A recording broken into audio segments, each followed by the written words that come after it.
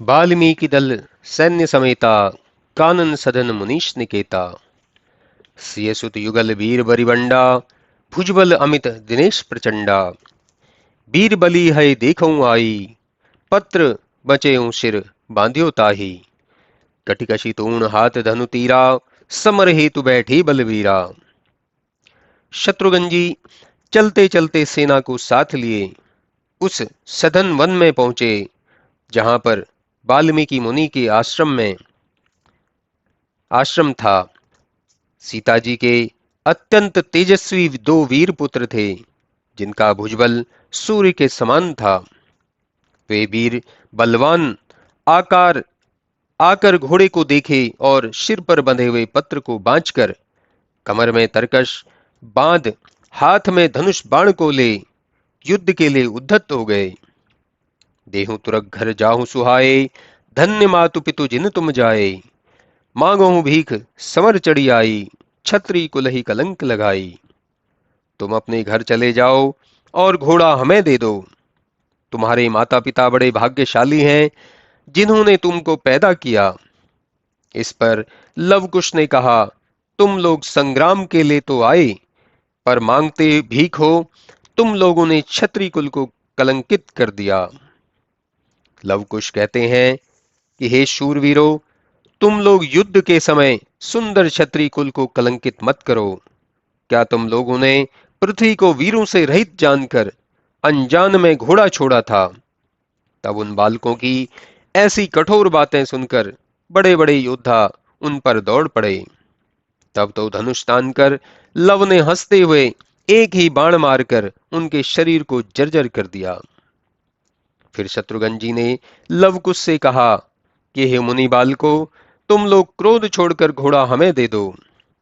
यज्ञ के समय में प्रभु श्री रामचंद्र जी तुम्हारा भी पूजन करके जन्म सफल करेंगे। कौन नाम निप केहि पुरवासी, फिरहु विपिन संग सैन्य प्रकाशी। छाड़्यो बाजी केहू केहि लागी, लिखियो पत्र बंध्यो भय त्यागी। शत्रुघ्न जी की बातें सुनकर लवकुश ने कहा, जिसने यह घोड़ा छोड़ा है उस राजा का नाम क्या है और वह किस नगर में रहता है जिसके लिए तुम सेना लिए वन में फिरते हो? तुम पहले यह बताओ कि इसके सिर पर पत्र बांधकर यह घोड़ा क्यों छोड़ा गया है? हमें ही प्रचारत नृपल बल भारी, डर पही सिंह बजाए तारी। अस कही धनुष बाण कर लीन्हा, मुनिवर चरण विनय चित दीन्हा। लवकुश ने कहा, आप ऐसे बलवान हैं कि युद्ध के लिए ललकारते हैं। अरे, हमारी ताली सुन सिंह भी डर जाते हैं। ऐसे कह हाथ में धनुष बाण ले मुनि के चरण की वंदना करने लगे। मुनि के चरणों को ध्यान कर लड़ाई करने लगे और शत्रुघ्न जी के रथ, सारथी और घोड़ों को मार डाला और शत्रुघ्न जी का शरीर भी बाणों से शिथिल हो गया, जिससे शत्रुघ्न जी मूर्छित हो गए और सारी सेना का संहार होने लगा। वीर लवकुश ने एक एक कर सब वीरों को मारा। तब सेना के भीतर जो कायर और क्रूर थे वे भागकर राम जी के पास आए। ऋषि बालक सुनि विकल खरारी, विकल होए पुनि कहा विचारी। लक्ष्मण संग जाहूं सब धाई, मुनि बालक बांधहूं बरियाई। मारेऊ जनी आनेऊ पुरमाही, ऋषि सुत बधव उचित है नाही। चलेऊ शेष संग सैन्य अपारा, आए तुरत समर ही मारा।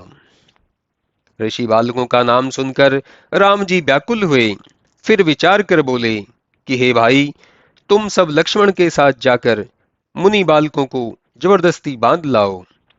उन बालकों को मारना मत, यहां ले आना, क्योंकि मुनियों के बालकों को मारना उचित नहीं है।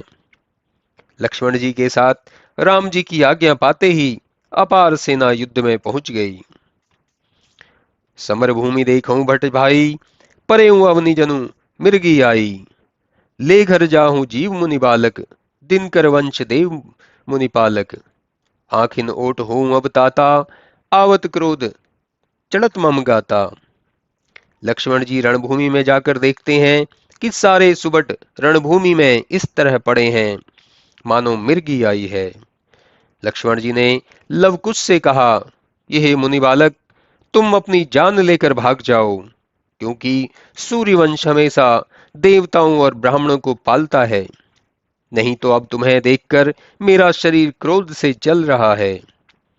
लक्ष्मण जी की ऐसी क्रोधपूर्ण बातें सुनकर लवकुश ने हंसकर उत्तर दिया कि हे प्रबल रणधीर, अब जाकर अपने छोटे भाई की दशा देखो। अनुज बिलो की वचन सुनि काना, धनुष चढ़ाई गहे करबाना। वेश बिलो की बाल मुनि जाना, निज कुल समुझ करो मन माना।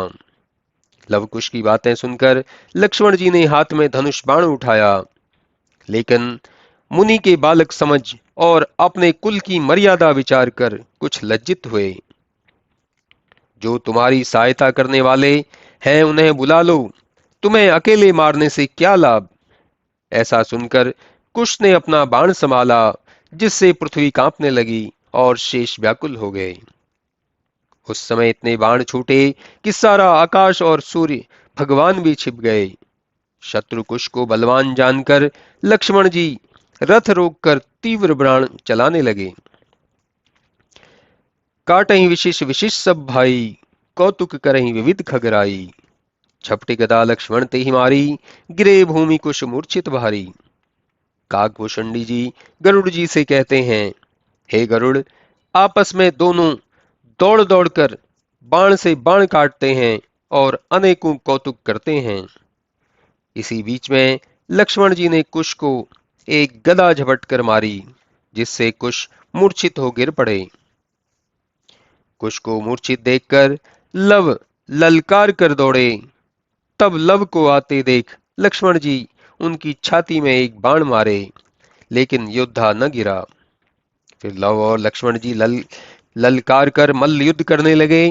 क्रोध में दोनों हार नहीं मानते, दोनों एक दूसरे पर वार करते हैं, अपना दाव दिखाते और लड़ते और घोर युद्ध करते हैं। फिर लव ने लक्ष्मण जी को एक मुष्टिका मारा, जिससे वे विकल हो गए और मन में हार मान गए। फिर लक्ष्मण जी ने लव को एक बाण मारा, जिससे लव मूर्छित हो गिर पड़े। इतने में ही कुश को मूर्छा जाती रही और वे मुनि और सीता जी की चरणों में ध्यान कर दौड़े। तब भाई लव को मूर्छित देख कुश लक्ष्मण जी पर क्रोध कर चले।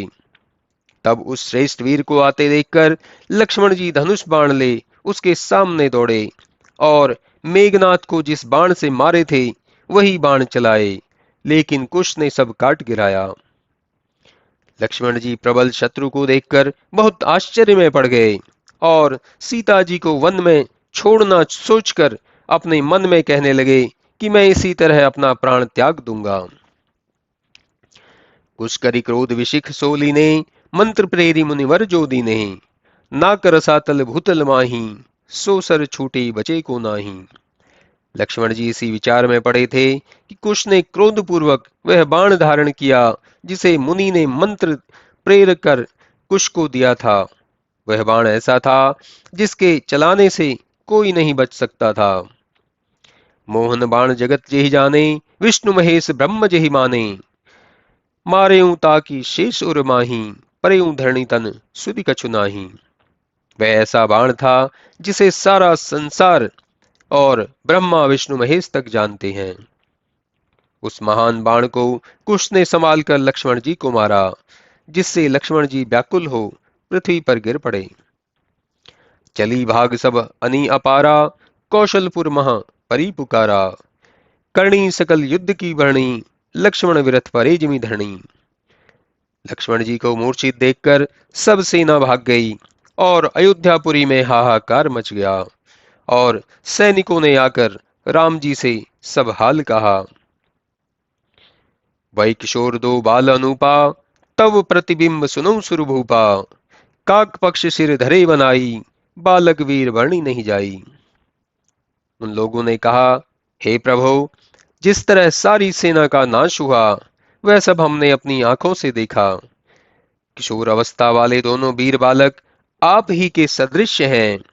उनके सिर पर काक पक्ष अति सुंदर मालूम होता है और वे इतने बलवान हैं कि कुछ कहा नहीं जाता। लोगों की ऐसी बातें सुनकर भरत जी दुखित हो नम्र वचनों से कहने लगे क्योंकि विधाता ने यह सीता त्याग का फल दिया है। भरत जी की यह बात सुनकर श्री राम जी बोले, अनुज समर महा तुम ही हारे, साजो है रथ गज मतवारे। रहो यज्ञ रिपु देखो जाई, बालक रावण के दुखदाई। हे भरत, बहुत जल्द घोड़े रथ हाथियों को सजाओ। यज्ञ भले ही रह जाए पर बैरियों को देखेंगे, शायद वे रावण के दुखदाई पुत्र हों। तीव्र वचन सुनी भरत लजाने, बहुत भांति लखपति सन्माने। प्रथम सखा सब लेहु बुलाई, हनुमान अंगद समुदाई। राम जी की ऐसी बातें सुनकर भरत जी लजा गए। तब राम जी ने उन्हें बहुत समझाया और कहा, हे भाई, पहले आप हनुमान और अंगद आदि को बुलवा लो।